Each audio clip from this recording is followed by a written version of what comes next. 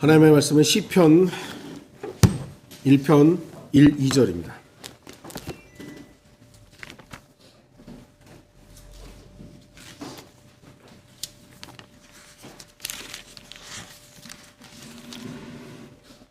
시편 1편 1, 2절입니다.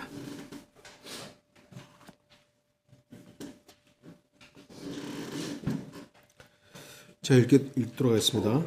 복 있는 사람은 악인들의 관계를 따르지 아니하며 죄인들의 길에 서지 아니하며 조롱하는 자들의 자리에 앉지 아니하는도다. 그의 즐거움이 주의 법에 있으니 그가 주의 법을 주야로 묵상하는도다. 우리 잘 알고 있는 말씀이죠. 오늘 말씀의 제목은 시편 1편의 중요한 위치입니다. 잘 알고 있지만 암송하고 있을 만큼 잘 알고 있지만 다시 한번 이 말씀을 설교하고자 합니다. 조금 다른 시각으로 살펴보려고 합니다. 다른 시각이란 제목에 있듯이 왜 하나님께서 시편 1편을 수많은 시편들 중에 가장 처음에 배치하셨는가? 왜 우리가 시편 보면 너무 좋은 말씀들 많잖아요. 근데 왜 이 1편 1절을 여기에 놓았는가? 그 부분을 좀 살펴보고자 합니다. 시편은 150편으로 되어 있고 5권으로 나눠져 있습니다. 1권은 41편까지가 1권이고요. 2권은 42편에서 72편까지가 2권, 3권은 73편에서부터 89편까지가 3권, 4권은 90편에서 106편까지가 4권, 5권은 107편에서 150편까지 이렇게 1, 2, 3, 4, 5권으로 나눠져 있습니다. 시편은 대부분이 다윗이 기록을 했습니다. 시편의 표제들을 살펴보면 시편 1, 2편에는 표제가 없지만 3편을 보면 다윗의 시 이렇게 되어 있죠. 4편에서도 뒤쪽에 다윗의 시 이렇게 되어 있고요. 그 뒤에도 대부분 다윗의 시 이렇게 되어 있습니다. 그러다가 시편 72편 20절을 보면 이새의 아들 다윗의 기도들이 끝났도다라고 합니다. 그래서 다윗의 시편이 끝맺은 것처럼 되어 있습니다. 하지만 시편 72편 이후에도 여전히 다윗의 이름이 언급되는 시편은 여러 편 기록이 되어 있습니다. 다윗의라는 이 단어는 히브리어로 레 다비드입니다. 이 단어는 다윗을 위한, 다윗에게 바치다 라는 뜻으로도 해석할 수 있습니다. 그래서 시편 72편 이후에 다윗의 시는 다윗 자신이 직접 쓴 것도 있겠지만 누군가가 다윗을 향해서 헌정한다 그러죠. 다윗을 위해서 또는 다윗의 이름으로 시를 쓴 것도 있다라는 것입니다. 시편은 기본적으로 시로 되어 있습니다. 시. 하지만 단순하게 시로만 된 것이 아니라 그 시를 노래로 부를 수 있는 찬양시로 되어 있었습니다. 그래서 시편 4편을 보면 느깃노에 맞추어 악장에게, 시편 5편에서는 느힐롯으로 악장에게, 시편 6편에서는 느깃노에 맞추어 스미드스로 악장에게, 시편 7편은 다윗의 시가yon, 그가 베냐민인 쿠스의 말에 관하여 주께 노래하여, 시편 8편은 키티스로 악장에게, 시편 9편은 무슬라벤으로 악장에게 등등등. 악기 이름과 아니면은 악보 또는 어떤 상황 속에서 부르거나 연주된 곡이라고 할 수 있습니다. 그래서 저도 그 히브리인들이 부르는 시편 찬송을 한번 들어봤던 적이 있어요. 시편으로 되어 있는데 그거를 노래로 부른 거죠. 그러니까 우리나라 아리랑 있듯이 거기는 그런 어떤 곡이 있습니다. 거기에 이제 시가 들어있는 것이죠. 시편은 기본적으로 노래로 불렀던 시들로 구성이 되어 있으며 지금은 그 곡조들을 거의 다 잃어버린 것입니다. 어떻게 곡을 잃어버린 거죠. 그래서 그게 그러니까 예전에는 시편이 이렇게 글자로 돼 있었지만 다윗의 찬양대가 있었잖아요. 그 찬양대들은 그거를 암기해서 불렀던 거예요. 지금처럼 오선지가 있지 않았기 때문에, 오선지에 뭐 콩나물 이렇게 대가 있잖아요. 그런 게 있지 않았기 때문에 다 암송을 하고 있었던 거죠. 그런데 이게 이제 시간이 지나고 하면서 이 곡을 잃어버린 거예요. 남은 게 별로 없어요. 그러니까 지금은 그 곡조를 잃어버렸고 글로 이루어진 시만이 남겨져 있는 상태입니다. 그래서 시편은 시를 모아놓은 성경, 시를 편집한 성경, 그래서 시편이라고 우리가 말하고 있는 것입니다. 시편은 대부분 다윗이 기록했지만 솔로몬, 모세, 코라, 헤만, 아삽, 에단 등등 또는 기록자를 알 수 없는 시로 이루어져 있습니다. 또한 시편 137편 같은 경우는 바빌론 포로 기간에 포로로 잡혀간 이스라엘 백성들이 바벨론을 저주하는 내용으로 되어 있습니다. 시편 137편 1절 우리가 바벨론의 여러 강변 거기에 앉아서 정령 우리가 시온을 생각하며 울었도다. 뭐 이렇게 이제 되어 있죠. 그래서 시편은 한 사람의 시가 아닌 여러 사람의 기록으로서 하나님께서 서기관들을 통해서 한 권으로 편집하여 구성하게 하시고 수많은 시들 가운데 150편을 추리게 하였으며 더 나아가 시편 150편을 5권의 책으로 구성하게 하셨던 것입니다. 그래서 오늘날은 지금의 형태로 시편이 우리에게 보존되어 있는 것입니다. 그런데 왜 또 150편을 5권으로 구분했겠습니까? 7권으로 해도 되고 4권으로 할 수도 있고 그런데 왜 5권일까요?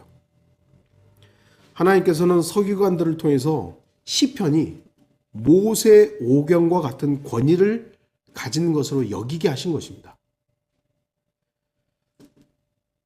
하나님께서는 이스라엘 백성들이 모세 오경에 대해서 얼마나 큰 의미를 부여하고 권위를 두고 있는지 알고 계셨습니다.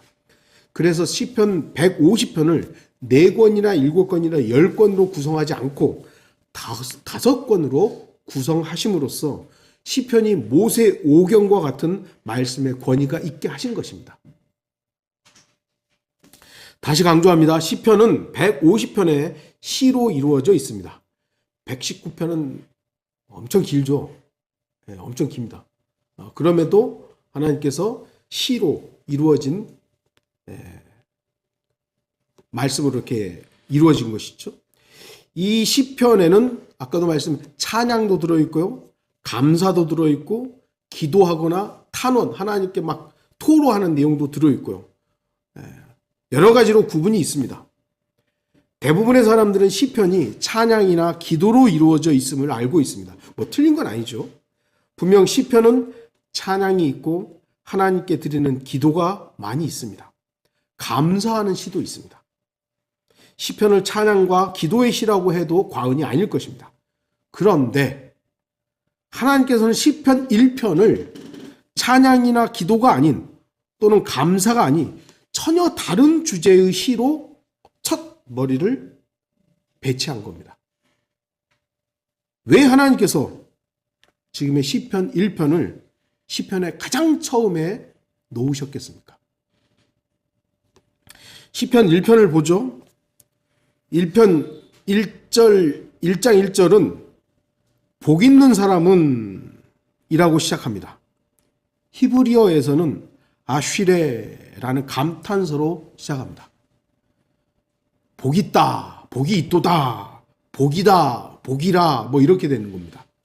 영어에서는 blessed 이렇게 사용되고 있죠. 그러니까 이 첫 단어가 복이에요. 복. 복이란 단어로 딱 시작을 합니다. 요걸 이제 좀 흠정력이 다르게 했다가 이게 다시 이렇게 복 있는 사람은 이렇게 또 교육을 한 것 같은데 정확하게 뭐 모르겠습니다. 이제 세상 사람들뿐만 아니라 그리스도인들도 좋아하는 복, 이 복을 시편의 첫 단어로 하나님께서 배치하셨습니다. 찬양, 기도, 탄원, 감사, 시편의 그 많은 단어와 주제 중에 하나님께서는 왜 복이라는 단어를 시편의 첫 단어로 놓았을까 하는 것입니다. 하나님께서는 인간을 저주하려고 창조하신 것이 아닙니다. 하나님께서 우주 만물을 다 창조하셨을 때 저주하려고 창조한 게 아니잖아요. 보시기에 좋았더라요. 복 주시기 위해서 만물을 창조하신 겁니다. 하나님께서는 자신의 피조물들이 복 받기를 바라십니다. 단 그 피조물이 문제를 일으켰고 결국 죄인들은 죄인으로 태어나기 때문에 하나님의 복이 죄인인 인간에게 정상적으로 전달되지를 못한 겁니다. 그렇기 때문에 죄인은 반드시 거듭나야 하고 거듭난 사람만이 하나님의 복을 정상적으로 공급받을 수 있는 기초를 갖게 됩니다. 하지만 거듭난 사람이라 해서 모두 복된 삶을 살고 있습니까? 그렇지 않죠. 바로 시편 1편 1, 2절이 어떤 사람이 복 있는 사람인지를 정확하게 말씀하고 있는 것입니다. 어떤 사람이 복이 있습니까? 악인들의 관계를 따르지 않는 사람, 죄인들의 길에 서지 않는 사람, 조롱하는 자들의 자리에 앉지 않는 사람, 바로 이런 사람이 복이 있어. 복이 있는 사람입니다. 하나님께서는 시편 1편을 통해 어떤 의미에서는 복을 받는 방법 또는 복의 길을 제시하신 것입니다. 너네 복 받고 싶어? 복 있는 사람이 될래? 그러면 이렇게 해야 되는 거다. 뭐 이런 의미가 있죠. 하나님께서 시편의 첫 시를 그냥 감사나 기도나 찬양이나 탄원이 아니라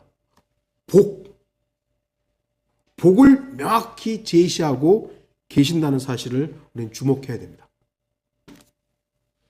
어떤 학자들은 시편 1편을 토라시, 율법시라고 말하기도 합니다. 왜냐하면 하나님의 명령, 계명과 연관이 있기 때문이죠. 2절 보시면 주의 법에 있으니 주의 법. 하나님께서는 시편 1편을 통해서 사람이 가야 할 길을 제시하며 안내하십니다. 시편 1편은 우리가 어디로 가야 하고 어디에 가서는 안 되는지 가르치고 있습니다. 빨리 가는 것이 중요한 것이 아니라 정확하게 가야 한다고 가르칩니다. 우리나라 사람들, 저도 한국 사람이니까 빨리빨리 아주 익숙해져 있죠. 너무 익숙해져서 그게 당연하죠. 외국 사람들이 우리나라에 왔을 때 처음엔 그게 적응이 힘들다고 그러더라고요. 그런데 적응하고 나면 자기 나라에 가서 왜 빨리 안 나오는 거야? 이게 이제 익숙해진다 그러더라고요. 우리나라 같은 경우는 뭐죠? 그 동사무소, 그 주민센터? 주민센터 가면은 서류가 1시간 안 넘어요. 아니, 1시간이면 10분? 길어봐야 20분. 근데 외국은 그건 신기한 일이라고 그러더라고요. 며칠 걸리는 경우도 있고, 이제 예를 들어 주민력 등본 하나 띄는데도 몇 시간이 걸리고, 예약을 해야 되고, 하여튼 그래요. 하지만 하나님의 방법은, 하나님의 길은 빠른 길이 아니죠. 바른 길입니다. 바른 길. 사람들은 복받기 위해서는 수단과 방법을 가리지 않습니다. 하지만 하나님께서는 어떤 사람이 복된 사람인가를 정확하게 가르쳐주고 계십니다. 하나님께서는 시편 1편을 통해 복된 사람의 길, 복받기 원하는 사람들의 길을 명확히 제시하십니다. 또한 2절을 통해서 우리는 하나님께서 우리가 주의 법을 어떻게 대해야 하는지도 가르쳐주고 있습니다. 그의 즐거움이 주의 법에 있으니, 시편 1편 2편은 2절은 우리에게 주의 법을 지키라, 행하라, 따르라 그렇게 먼저 명령하지 않습니다. 그 대신 주의 법을 즐거워하고 그의 법을 묵상하라고 제시를 합니다. 즐거워하라고 먼저 얘기를 하는 거예요. 시편은 수많은 기도와 감사, 찬양이 가득합니다. 그럼에도 하나님께서는 시편 1편을 먼저 배치하면서 주의 법을 즐거워하고 묵상하는 것이 먼저임을 의도적으로 알게 하신 것입니다. 우리 하나님 말씀 지켜야 되죠. 순종해야 되죠. 그런데 시편 1편에 의하면 즐거움이 먼저인 겁니다. 왜냐하면 이 즐거움이 없는 순종은 어떤 의미에서 또 다른 짐이에요. 또 다른 족쇄가 되는 겁니다. 여러분은 주의 법 때문에 즐겁습니까? 여러분의 기쁨, 즐거움을 주의 법에 두고 있습니까? 또한 여러분은 주의 법을 주야로 밤낮으로 묵상하고 있습니까? 우리의 즐거움은 도대체 어떤 것들입니까? 우리의 생각의 깊이는 어떤 것에 대해서 머무르고 있습니까? 아까 제가 성경 공부 말미에도 잠깐 언급했습니다만 즐거움이다, 기쁨이다. 이건 강제적으로 막 할 수가 없는 거잖아요.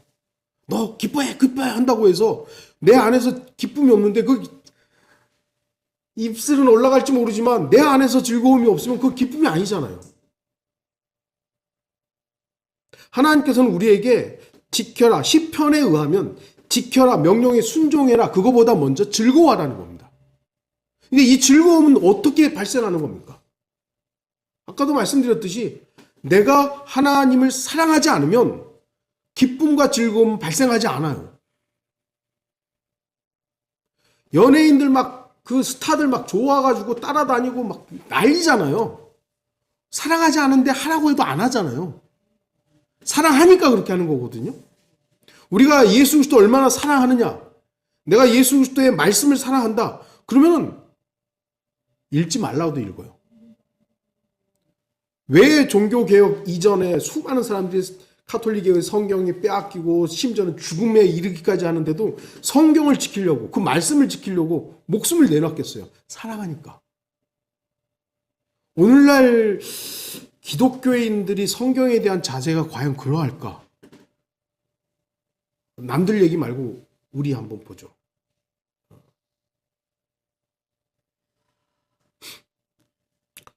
하루에 몇 장씩 읽습니까? 그걸 말하는 게 아니에요. 저도 성경 읽을 때 약간의 의무적으로 읽을 때도 있어요. 항상 그런 건 아니지만. 그런데 의무적이 아닐 때는 내가 읽고 있는데 몇 장이 그냥 금방 넘어가더라고요. 내가 벌써 이만큼 읽었어? 근데 약간의 좀 의무감으로 읽을 때는 왜 이렇게 길어 보이는 거예요, 이렇게. 이게 아직도 이렇게 내가. 그러니까 저는 최소 이제 4장에서 5장 읽는데, 하루에. 그런데 어떨 때는 이게 왜 이렇게 길어 보여요? 왜죠? 왜 그럴까요? 내 관심과 내 마음이 하나님께 예수 그리스도와 지금 쫙 연결된 게 아니라 다른 것에 지금 가 있기 때문이에요. 여러분이 왜 성경을 안 읽은 일 때문에도 일 수 있고 뭐 바쁜 일이 있고 뭐 여러 가지 상황이 있습니다만 지금 현재의 마음이 주님과의 관계가 다 연결이 안 돼 있는 거예요. 그러면 뒤로 밀리게 되는 거고, 안 읽어도, 하나님의 말씀 안 읽어도 뭐 별로 이상이 없는 거예요. 사랑하는 사람은 1시간을 못 봐도 보고 싶잖아요. 전화하고 뭐 또 보고 싶고, 야 우리 죄송합니다. 여자분들은 막 통화 끝나고 나서 또 만나서 얘기하자 그리고 또 끝나잖아요. 한참 통화했는데도 왜 그러겠어요? 관심이 있기 때문이죠. 우리가 지금 주의 법을 즐거워하고 있는 것인가? 우리는 어떤 의미에서는 지키고 행하고 순종하는 것에 대해서는 많이 듣고, 그래 나 하나님 말씀 지켜야 되지 이 말씀 해야지 하는데, 이거는 어떻게 보면 하지 말라고 해서 잘 돼 있는데 이 말씀을 즐거워하고 있느냐, 기쁨이 되고 있느냐, 이 부분에서는 우리 각자가 한번 스스로에게 점검해 봐야 될 부분입니다.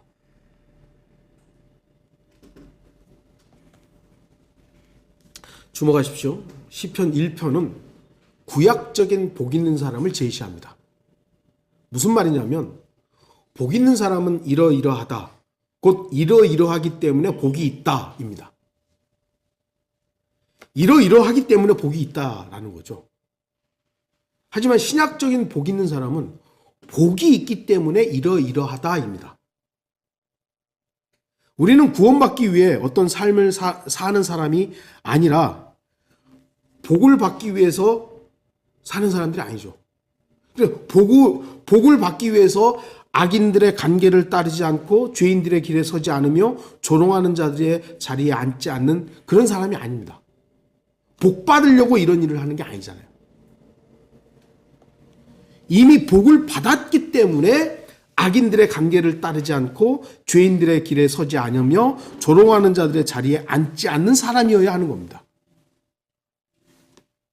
분명 그리스도인은 시편 1편에 있는 복 있는 사람의 삶을 추구하고 살아야 됩니다. 하지만 주 예수 그리스도의 보혈로 이미 구원받은 사람이라면 그 사람은 이미 온전한 복을 소유한 사람이에요. 다 소유한 거예요. 이미 복이신 그분을 우리는 내 안에, 아니 그분이 내 안에 있는 거잖아요. 복이. 근데 더 무슨 복을, 아니 그러니까 여러분 예수 그리스도라는 그분이 99%고 하나가 나머지가 하나 있으면 그것도 받아야 되겠지만 그분은 100이잖아요. 100을 소유했어요. 그러면 플러스 1을 가져야 될 이유가 없어요, 사실은.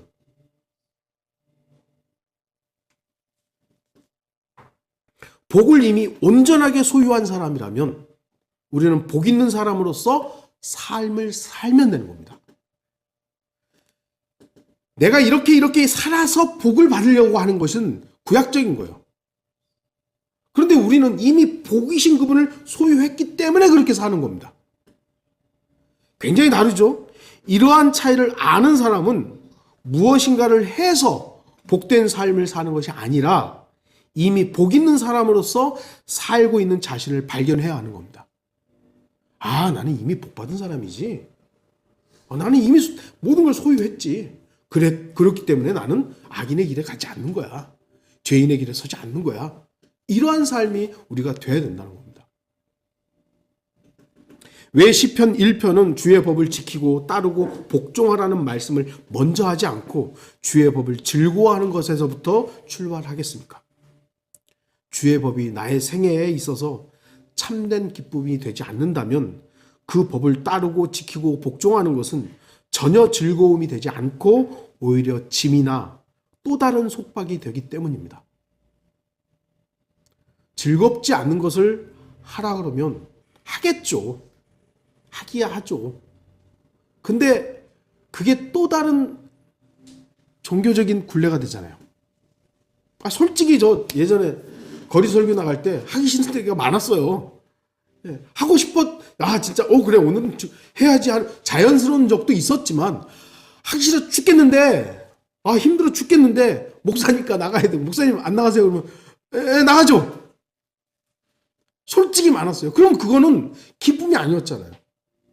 온전한 기쁨이 아닌 거예요. 굴레였던 거죠, 굴레. 또 다른. 여러분들이 하나님의 말씀을 순종하고 복종하는 데 있어서 그것이 기쁨으로써 하는 것과 해야 되는 어떤, 물론 그리스도인에게서 의무라는 것을 완전히 배제할 수는 없습니다. 여러분, 그리스도인은 의무 필요 없어. 필요 없어. 사랑의 법 안에서의 의무와 종교적인 틀 안에서의 의무는 다른 것이죠. 그러니까 의무를 완전히 배제할 수는 없지만 의무감으로 하는 것과 억지로 하는 것과 복음 전파도 마찬가지고요. 우리의 그리스도인의 삶에서도 마찬가지고요. 하나님을 사랑하는 그 마음으로서 기뻐하는 마음으로서 하는 것과 종교적인 의무감으로 하는 것과는 완전히 다른 것입니다. 우리는 먼저 주의 법을 즐거워하는 것부터 배워야 합니다. 주의 법을 즐거워한다는 것은 어떤 의미입니까? 영어 단어에서는 delight라는 단어인데 이거 큰 기쁨이라는 말이에요. 큰 기쁨. 이 단어는 구약 성경에서는 많이 사용되는데요. 신약 성경에서는 로마서 7장 22절에 한 번 사용됩니다. 내가 속사람을 따라 하나님의 법을 즐거워하나. 속사람을 따라 하나님의 법을 즐거워합니다. 그러니까 겉사람, 육신의 사람은 하나님의 법을 즐거워하지 않습니다. 그게 어떻게 보면 되게 자연스러운 거죠. 성경 안 읽고 TV 보는 것과 다 앉아가지고 성경 읽는 것과 뭐가 더 여러분들 자연스러우세요? 소위 말해서 영적일 때는 성경 읽는 게 더 자연스러울 수 있죠. 근데 육신의 성향은 요즘 사람들 책 얼마나 안 읽는데요. 다 스마트폰하고 저도 스마트폰 자주 합니다만 지금 어떻게 보면 제 요즘 지하철 안 타본 지가 하도 오래됐습니다만 예전에는 지하철 타면 신문이나 읽고 책도 읽고 그런 지금은 다 이거 하고 있잖아요. 다. 안 하는 사람이 거의 없잖아요.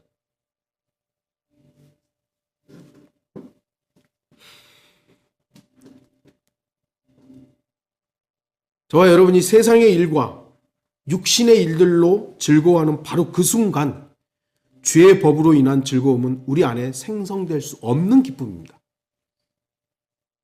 세상의 것으로 인한 즐거움이 우리에게 가득하게 되면 죄의 법을 지키고 따르고 복종하는 것은 그야말로 커다란 짐이 됩니다. 그렇기 때문에 나의 즐거움이 죄의 법에 있어야만 합니다.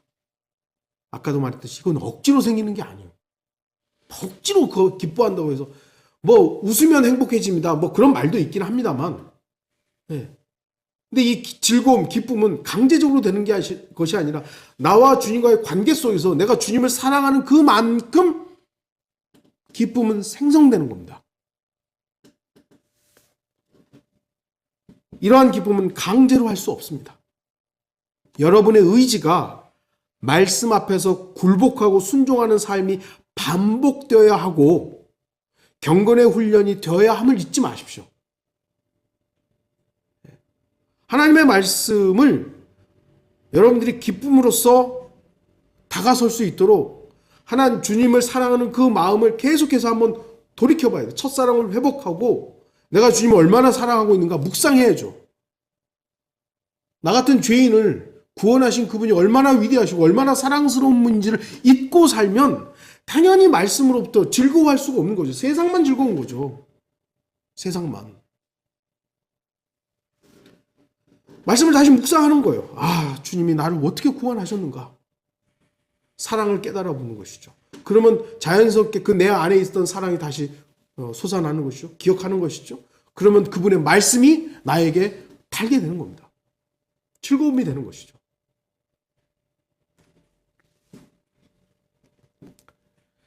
주의 법을 즐거워한다는 것은 겉사람, 육신적인 사람은 할 수 없는 일입니다.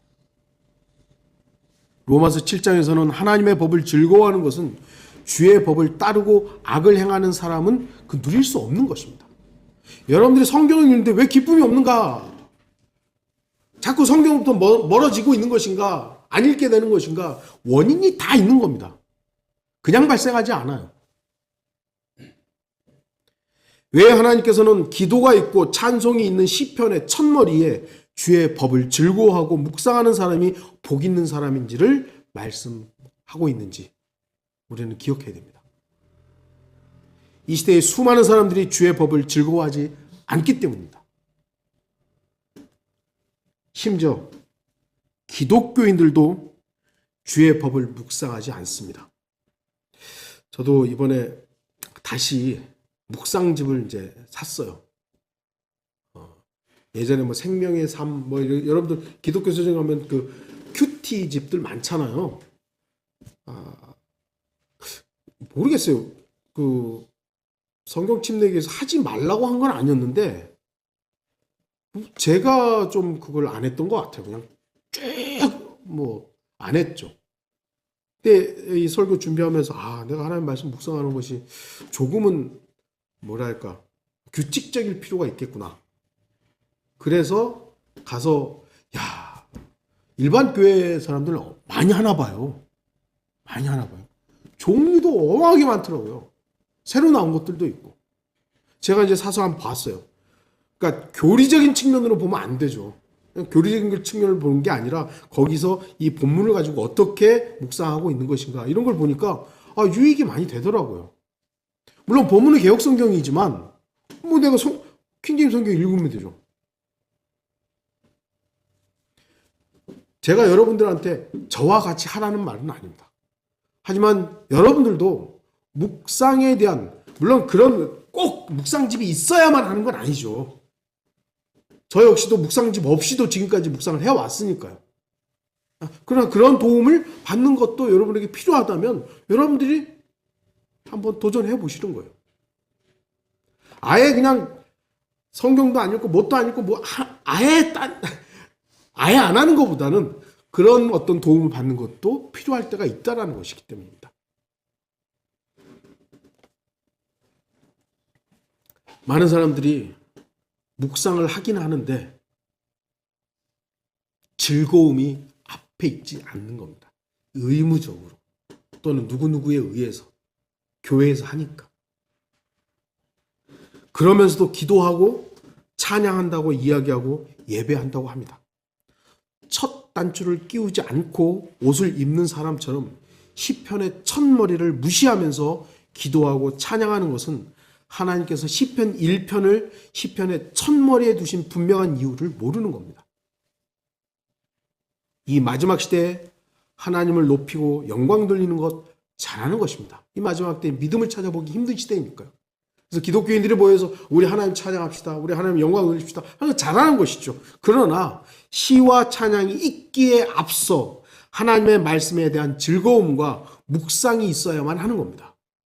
하나님의 말씀이 먼저예요. 어떻게 보면 시편의 순서가 그렇다는 겁니다. 시편 아까도 말씀드린 찬양하고 예배하고 감사하는 거예요. 쭉 그 내용들이잖아요. 그런데 왜 하나님께서는 시편 1편 주의 말씀을 즐거워하고 묵상하는 것을 맨 먼저 딱 제시했느냐요.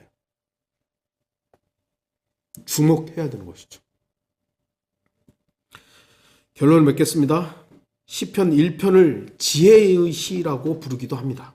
왜냐하면 어떻게 하면 복된 삶을 살 수 있을지 삶의 길을 가르쳐 주기 때문입니다. 주님께서는 우리가 이 땅에서 복된 삶을 살기를 바라십니다. 물론 우리가 생각하는 복과 하나님 생각하는 복이 조금 다를 수 있습니다만 하나님께서 우리를 구원해 주시고 이 땅에 살게 하시면서 치지도 못나고 치지도 불행하게 살아라 이렇게 한 게 아니잖아요. 저도 마찬가지로 우리 자녀들 키우지만 자녀들이 잘 되길 바라요. 여러분 안 그렇습니까? 당연한 거죠. 하나님께서도 우리가 잘 되길 바라는 거예요. 복 받길 바라는 겁니다. 바로 그러한 복된 삶의 첫 출발이 주의 법과 관련되어 있음을 주목해야 합니다. 그리고 주의 법을 지키고 실행하는 것, 바로 그 부분보다 원천적으로 더 중요한 것이 주의 법을 즐거워하는 것입니다. 즐거워하기 위해서는 그분과의 관계가 원활해야 합니다. 사랑으로서. 기도 중요합니다. 찬양 중요합니다. 이게 중요하지 않은 게 아니죠. 찬양 우리가 예배가 하나님 높이기 위해서 오는 것인데요. 모이는 것인데요. 기도도 중요하죠. 그러나 하나님의 말씀보다 앞서지는 않습니다. 저와 여러분은 시편을 주 하나님의 말씀으로 믿는 사람들입니다. 시편에는 찬양, 기도, 감사, 탄원 등등이 있습니다. 그리고 교리적으로는 시편이 재림과 연관되어 있고 환난 성도들의 기도도 들어있고 환난 성도들의 찬양도 들어있고 여러 가지 교리적인 부분들도 있죠. 그럼에도 왜 하나님께서 시편 1편을 시편의 첫머리에 두셨는지를 기억하십시오. 시편 1편은 우리에게 주의 법에 대해서 먼저 어떤 자세를 가져야 하는지 명확하게 제시하는 말씀임을 상기하는 시간이 되기를 바랍니다. 시편 1편은 복 있는 사람에 대해서 말씀하시고 바로 그 복 있는 사람이 자신의 즐거움과 기쁨이 주의 법에 있고 바로 그 복 있는 사람이 주의 법을 주야로 묵상한다고 말씀하고 있습니다. 주의 법, 하나님의 말씀을 나의 삶의 즐거움, 기쁨으로 삼고 주의 법을 주야로 묵상하는 저와 여러분 모든 성도가 되기를 바랍니다. 다 같이 기도하겠습니다.